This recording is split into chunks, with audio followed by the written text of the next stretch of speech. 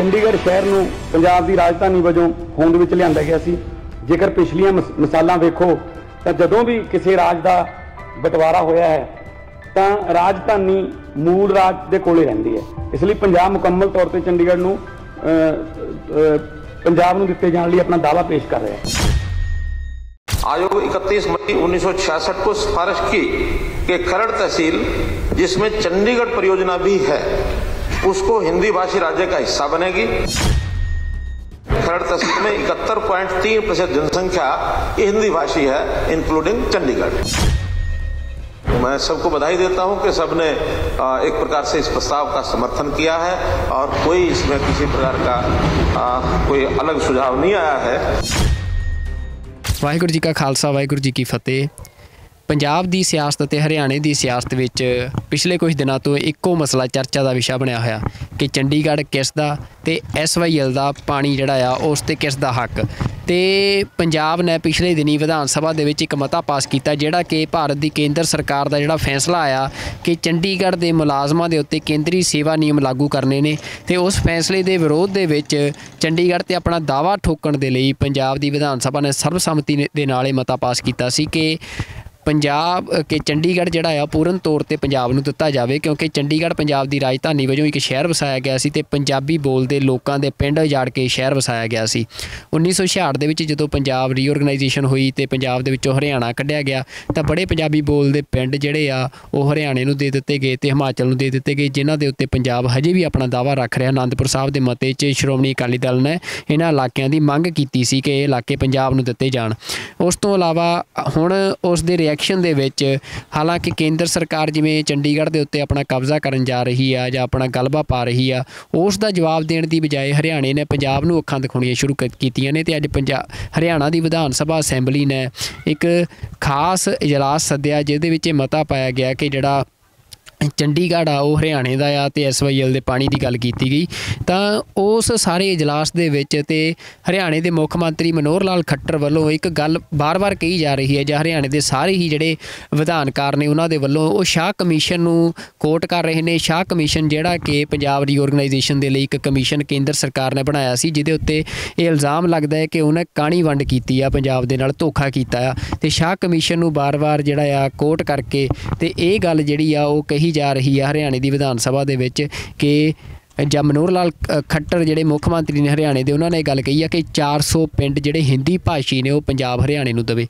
तो सानूं ये समझ नहीं लग रही कि किहड़े 400 पिंड ने वो हिंदी भाषी पंजाब दे विच। हरियाणा सरकार चाहे तो शायद कोई सर्वे करवा ले या कोई होर कोई भी जांच करवा ली जाए कि पंजाब दे विच साडा ये दावा आ कि एक भी पिंड जिहड़ा है वो हिंदी भाषी नहीं आ, बल्कि हरियाणे दे विच ते हिमाचल दे विच बहुत अजिहे पिंड ने जिहड़े कि पंजाबी बोलते ने, पंजाबी बोलते इलाके ने, पंजाबियों के पिंड ने, पंजाबी भाषा अज भी उन्होंने पिंडों की भाषा आ, पर किद्दां उत्थों पंजाबी नूं बाहर कढ़िया जा रहा है। इहदे ते साडी एक विस्तारत रिपोर्ट आ, एक छोटी जी एग्जाम्पल आ, एक उदाहरण आ मैं तुहानूं ये देनी चाहुंदा कि तुसीं इस उदाहरण के राही समझ सकोगे कि किवें हरियाणे दे विच पहलां पंजाबी बोलते पिंडां नूं हरियाणे च पाया गया, फिर उत्थों हुण पंजाबी नूं किवें इविक्ट कीता जा रहा, पंजाबी नूं कढ़िया जा रहा ते उन्हां दी डेमोग्राफी बदली जा रही आ। असीं उन्हां दे पिंडां दे लोकां नाल भी गलबात करांगे। सब तो पहला मैं तुहानूं ये बोर्ड दिखाना चाहुंदा, ये बोर्ड है धमाला पिंड दा।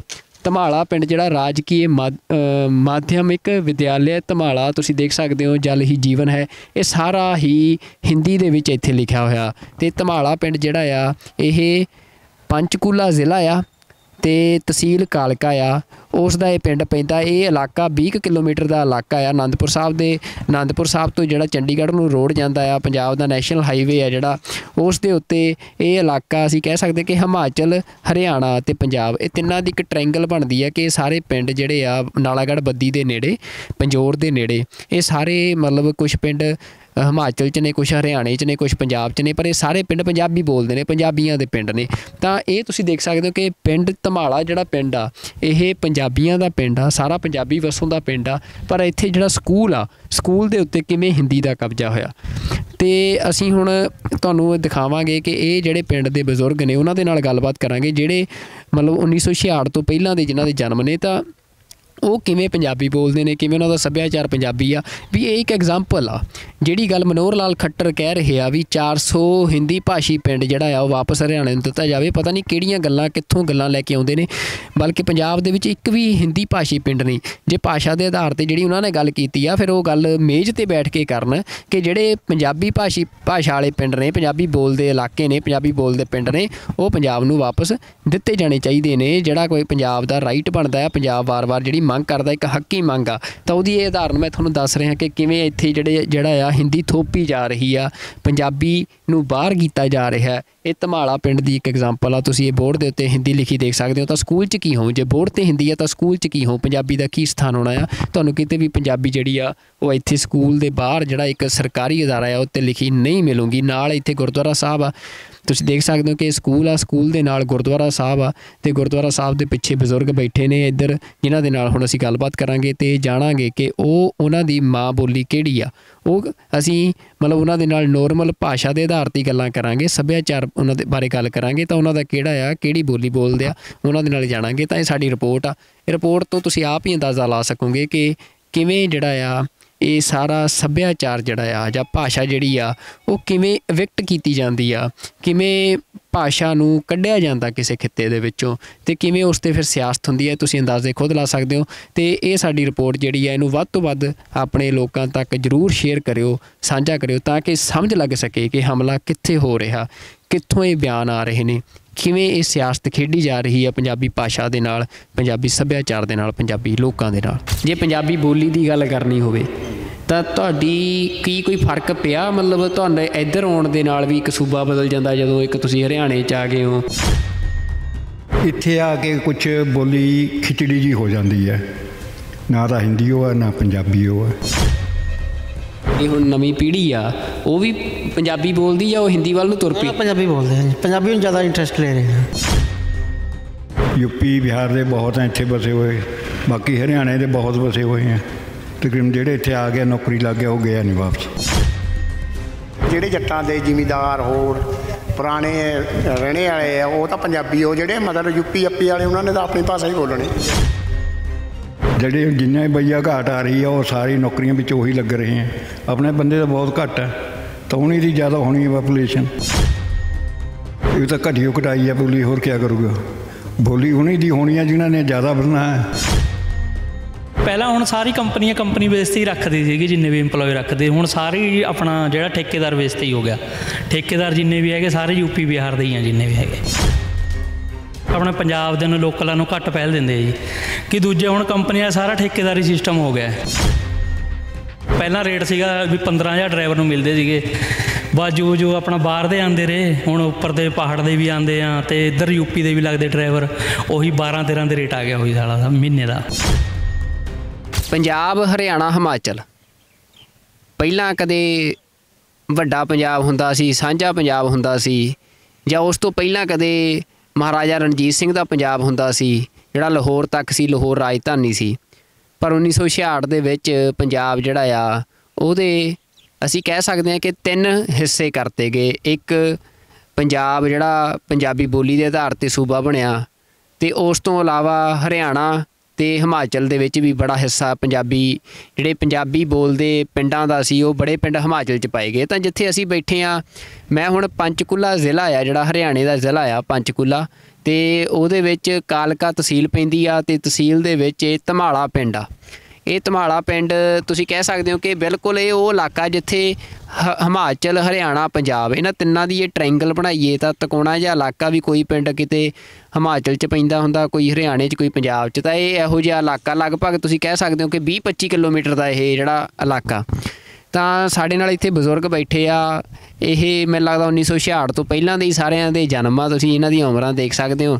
ਤਾਂ ਅਸੀਂ ਇੱਥੇ ਗੱਲਬਾਤ ਕਰਾਂਗੇ ਕਿ ਜਿਹੜਾ ਪਿੰਡ ਆ ਇੱਥੇ ਜਿਹੜੀ ਪੰਜਾਬੀ ਬੋਲੀ ਆ ਜਾਂ ਪੰਜਾਬੀ ਭਾਸ਼ਾ ਆ ਜਾਂ ਪੰਜਾਬੀ ਸੱਭਿਆਚਾਰ ਆ ਉਹ ਕਿਵੇਂ ਇਹਨਾਂ ਲੋਕਾਂ 'ਚ ਜਿਉਂਦਾ ਆ, ਇਹਨਾਂ ਪਿੰਡਾਂ 'ਚ ਜਿਉਂਦਾ ਆ, ਅਤੇ ਕਿਵੇਂ ਇਹ ਸੱਭਿਆਚਾਰ ਇੱਥੇ ਗਾਂਹ ਤੁਰ ਰਿਹਾ, ਅਗਲੀਆਂ ਪੀੜ੍ਹੀਆਂ ਤੱਕ ਜਾ ਰਿਹਾ। ਤਾਂ ਮੈਂ ਸਭ ਤੋਂ ਪਹਿਲਾਂ ਬਜ਼ੁਰਗਾਂ ਨੂੰ ਪੁੱਛਦਾ, ਹਾਂਜੀ ਬਾਪੂ ਜੀ ਕੀ ਨਾਂ ਜੀ ਆਪਣਾ? ਸ਼ਿਵਰਾਮ ਸਿੰਘ। ਸ਼ਿਵਰਾਮ ਸਿੰਘ, ਕਿੰਨੀ ਉਮਰ ਹੋ ਗਈ ਬਾਪੂ ਜੀ? 85। ਅਤੇ ਤੁਸੀਂ ਤਾਂ ਫਿਰ ਪੁਰਾਣਾ ਜਿਹੜਾ ਬੜਾ ਪੰਜਾਬ ਆ ਉਹ ਵੀ ਦੇਖਿਆ ਹੋਣਾ? ਦੇਖਿਆ ਜੀ। ਕਿਹੜਾ ਜ਼ਿਲ੍ਹਾ ਪੈਂਦਾ ਸੀ ਉਦੋਂ? ਪਟਿਆਲਾ। ਪਟਿਆਲਾ ਜ਼ਿਲ੍ਹਾ ਪੈਂਦਾ ਸੀ। ਤੇ ਹੁਣ ਮਤਲਬ ਇੱਥੇ ਤੁਸੀਂ ਇਹ ਹੁਣ ਤੁਹਾਡਾ ਪਿੰਡ ਹਰਿਆਣੇ 'ਚ ਪੈਂਦਾ ਹਾਂਜੀ ਤੇ ਤੁਹਾਡੇ ਇੱਧਰ ਮੈਨੂੰ ਲੱਗਦਾ ਪੰਜਾਬ ਵੀ ਨਾਲ ਆ, ਰਿਸ਼ਤੇਦਾਰੀਆਂ ਪੰਜਾਬ 'ਚ ਵੀ ਹੋਣੀਆਂ ਹੈਗੀਆਂ ਬਹੁਤ।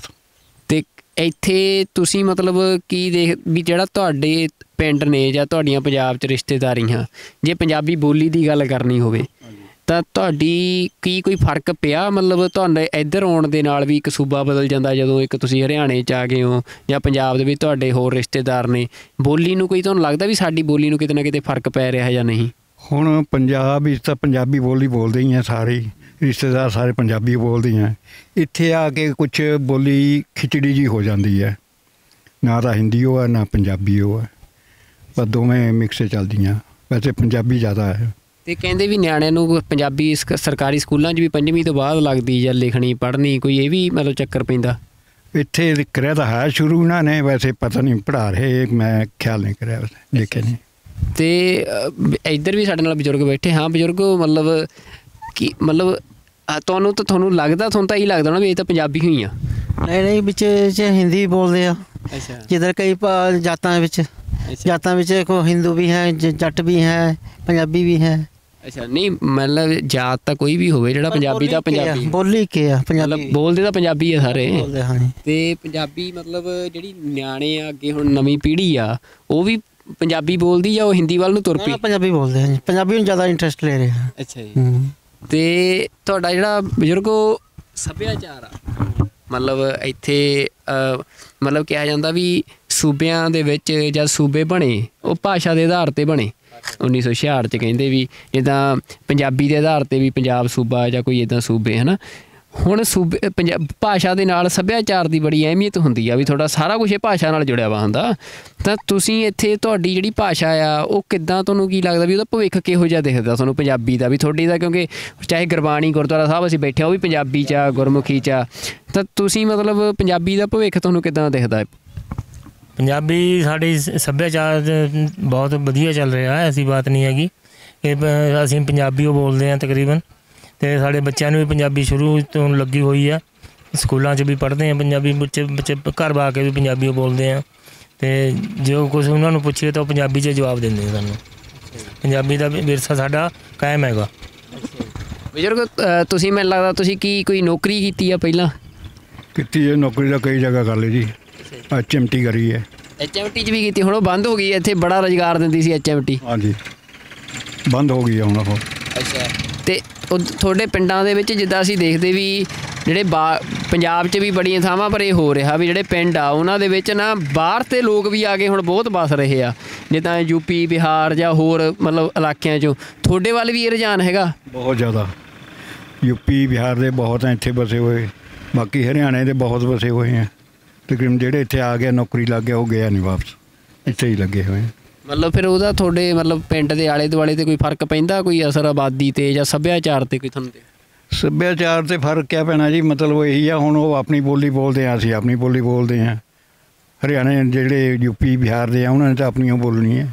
ਫਿਰ ਇਹ ਆ ਵੀ ਜੇ ਉਹ ਵੱਧ ਗਏ, ਉਹਨਾਂ ਦੀ ਗਿਣਤੀ ਜਿੱਦਾਂ ਵੱਧ ਰਹੀ ਆ, ਫਿਰ ਤਾਂ ਬੋਲੀ ਤੁਹਾਡੇ ਵਾਲੀ ਤਾਂ ਘਟ ਜਾਣੀ। ਇਹ ਤਾਂ ਘਟੀਓ ਘਟਾਈ ਆ ਬੋਲੀ, ਹੋਰ ਕਿਆ ਕਰੂਗਾ।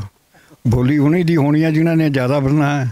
ਹੁਣ ਯੂਪੀ ਬੱਦੀ ਵਿੱਚ ਜਾ ਕੇ ਦੇਖ ਲਓ, ਸਾਰਾ ਭਈਆ ਹੀ ਬੈਠਿਆ, ਜਿੱਥੇ ਵੀ ਫੈਕਟਰੀ ਛੋਟੀ ਮੋਟੀ ਹੈ ਸਭ ਭਈਏ ਬੈਠੇ ਹੈ। ਪਿੰਡਾਂ ਵੀ ਬਹੁਤ ਆਏ ਭਈਆ ਜੀ। ਪਿੰਡਾਂ ਵਿੱਚ ਹੁਣ ਦੇਖ ਲਓ, ਇੱਥੇ ਭਈਆਂ ਦੇ ਹੀ ਨਿਆਣੇ ਆ ਜਾਣੇ ਸਾਰੇ। ਮਦਦ ਜ਼ਿਆਦਾ ਨਿਆਣੇ ਭਈਆਂ ਕੇ ਜੀ। ਨਹੀਂ ਫਿਰ ਸੱਭਿਆਚਾਰ ਨੂੰ ਤਾਂ ਇੱਦਾਂ ਹੀ ਖੋਰਾ ਲੱਗਦਾ। ਮਤਲਬ ਸਾਡਾ ਤਾਂ ਮਸਲਾ ਇਹੀ ਆ ਵੀ ਹੁਣ ਮਤਲਬ ਪੰਜਾਬੀ ਹੈ ਜਿਹੜੀ ਉਹ ਲਗਾਤਾਰ ਕਹਿ ਰਹੇ ਆ ਪੰਜਾਬੀ ਜੀ ਖਤਮ ਹੋ ਰਹੀ ਹੈ ਦੁਨੀਆ ਦੇ ਵਿੱਚ। ਜੀ ਹੋ ਗਈ ਇਹ, ਵੱਧਦੀ ਜਾ ਰਹੀ ਹੈ। ਵਧੂ ਕਿੱਥੇ ਹੋਰੇ ਪਾਸੇ ਦੁਨੀਆ ਆ ਰਹੀ। ਪੰਜਾਬੀ ਉਹ ਜਿਹੜੇ ਹੁਣ ਨਵੇਂ ਆ, ਇਹ ਵੀ ਆਪਣੇ ਜਿਹੜੇ ਜੱਟਾਂ ਦੇ ਜ਼ਿਮੀਂਦਾਰ ਹੋਰ ਪੁਰਾਣੇ ਰਹਿਣੇ ਵਾਲੇ ਆ, ਉਹ ਤਾਂ ਪੰਜਾਬੀ ਉਹ ਜਿਹੜੇ ਮਤਲਬ ਯੂਪੀ ਵਾਲੇ ਉਹਨਾਂ ਨੇ ਤਾਂ ਆਪਣੀ ਭਾਸ਼ਾ ਹੀ ਬੋਲਣੀ ਪੰਜਾਬੀ। ਜਿਹੜੇ ਬਾਹਰ ਦੇ ਲੋਕ ਆਏ ਆ ਇਹ ਤਾਂ ਆਪਣੀ ਭਾਸ਼ਾ ਬੋਲਦੇ ਹੀ ਆ। ਹਾਂ ਨਹੀਂ, ਉਹਨਾਂ ਨੇ ਤਾਂ ਆਪਣੀ ਬੋਲਣੀ, ਮਤਲਬ ਆਪਣੇ ਤਾਂ ਜਿੰਨੇ ਬੰਦੇ ਆ ਉਹਨਾਂ ਨੇ ਤਾਂ ਉਹੀ ਪੰਜਾਬੀ ਉਹ ਹੈ। ਪਰ ਇਹ ਹੁੰਦਾ ਵੀ ਜਿੱਦਾਂ ਅੱਗੇ ਅਗਲੀਆਂ ਪੀੜ੍ਹੀਆਂ ਜਿਹੜੀਆਂ ਇੱਧਰ ਬਜ਼ੁਰਗ ਵੀ ਬੈਠੇ, ਬਾਬੇ ਤੁਸੀਂ ਇਹ ਜਿਹੜੀ ਗੱਲ ਕਹਿ ਰਹੇ ਸੀ ਵੀ ਜਿੱਦਾਂ ਅਸੀਂ ਦੇਖਦੇ ਹਾਂ ਵੀ ਭਾਸ਼ਾ ਜਿਹੜੀ ਆ ਉਹ ਕਹਿੰਦੇ ਵੀ ਕੋਈ ਵੀ ਭਾਸ਼ਾ ਜਿਹੜੀ ਆ ਉਹ ਆਪਣੇ ਮਤਲਬ ਜੇ ਲੋਕਾਂ ਦੀ ਆਪਣੀ ਸਿਆਸਤ ਆਪਣੀ ਹੋਵੇ ਤਾਂ ਹੀ ਉਹ ਭਾਸ਼ਾ ਤਰੱਕੀ ਕਰਦੀ ਆ। ਵੀ ਆਪਣੇ ਇੱਥੇ ਤੁਹਾਨੂੰ ਕੀ ਲੱਗ ਰਿਹਾ ਵੀ ਮਤਲਬ ਕਿਤੇ ਇਹ ਹੋ ਰਿਹਾ ਵੀ ਬਾਹਰਲੇ ਲੋਕਾਂ ਨੂੰ ਧੱਕਿਆ ਜਾ ਰਿਹਾ ਇੱਥੇ ਵੀ ਤੁਹਾਡਾ ਸੱਭਿਆਚਾਰ ਖਤਮ ਹੋ ਜਾ, ਤੁਹਾਨੂੰ ਇੱਦਾਂ ਲੱਗਦਾ ਕਦੇ ਅਹਿਸਾਸ ਹੁੰਦਾ ਇੱਦਾਂ? ਪਤਾ ਜੀ ਹੁਣ ਇਹ ਤਾਂ ਜਿਹੜੇ ਫੈਕਟਰੀਆਂ ਵਿੱਚ ਲੱਗ ਰਹੇ ਆ ਉਹ ਉਹਨਾਂ ਨੂੰ ਜ਼ਿਆਦਾ ਪੁੱਛ ਹੋ ਰਹੀ ਹੈ। ਜਿਹੜੇ ਜਿੰਨੇ ਬਈਆ ਘਾਟ ਆ ਰਹੀ ਆ ਉਹ ਸਾਰੀ ਨੌਕਰੀਆਂ ਵਿੱਚ ਉਹੀ ਲੱਗ ਰਹੇ ਆ। ਆਪਣੇ ਬੰਦੇ ਤਾਂ ਬਹੁਤ ਘੱਟ ਹੈ, ਤਾਂ ਉਹਨਾਂ ਦੀ ਜ਼ਿਆਦਾ ਹੋਣੀ ਹੈ ਪਾਪੂਲੇਸ਼ਨ।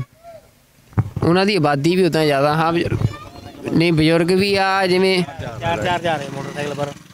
ਬਿਲਕੁਲ ਮਤਲਬ ਤੇ ਹੁਣ ਗੱਲ ਕਰਦੇ ਸੀ ਤਾਂ ਇੱਥੇ ਉਹ 3 ਮੋਟਰਸਾਈਕਲ ਤੇ ਬੈਠੇ ਤੁਰੇ ਜਾਂਦੇ ਸੀ ਤਾਂ ਕਹਿੰਦੇ 3 ਜਾ ਰਹੇ। ਤਾਂ ਇਹ ਸਾਰੇ ਪੰਜਾਬ ਇਹ ਮਤਲਬ ਜਿਹੜਾ ਇਹ ਸਾਰਾ ਇਲਾਕਾ ਇਹ ਤੁਸੀਂ ਦੇਖ ਸਕਦੇ ਹੋ ਕਿ ਇਹ ਮਤਲਬ ਜੇ ਕਿਤੇ ਉਹ ਮੈਪ ਤੇ ਬਈ ਲਕੀਰ ਨਾ ਹੋਵੇ ਵੀ ਪੰਜਾਬ ਜਾਂ ਹਰਿਆਣੇ ਦਾ, ਮਤਲਬ ਇਹ ਦਿਖਦਾ ਹੋਵੇ ਵੀ ਇਹ ਲਕੀਰ ਹੈ ਜੀ ਹਰਿਆਣੇ ਦਾ, ਤਾਂ ਕੋਈ ਫਰਕ ਨਹੀਂ। ਇਹ ਪੰਜਾਬ ਦੇ ਜਿਵੇਂ ਦੇ ਪੰਜਾਬ ਦੇ ਪਿੰਡ ਆ ਉਹੋ ਜਿਹਾ ਹੀ ਇਹ ਪਿੰਡ ਆ ਬਿਲਕੁਲ। ਮਤਲਬ ਅਸੀਂ ਕਹਿ ਸਕਦੇ ਹਾਂ ਵੀ ਜਿਹੜਾ ਚੰਡੀਗੜ੍ਹ ਦੇ ਬਿਲਕੁਲ ਇੱਕ ਪਾਸੇ ਚੰਡੀਗੜ੍ਹ ਦੇ ਨਾਲ ਲੱਗਦਾ ਪੰਜੋਰ ਜਿਹੜਾ ਆ ਉਹਦੇ ਨਾਲ ਅਸੀਂ ਬੈਠੇ ਹਾਂ।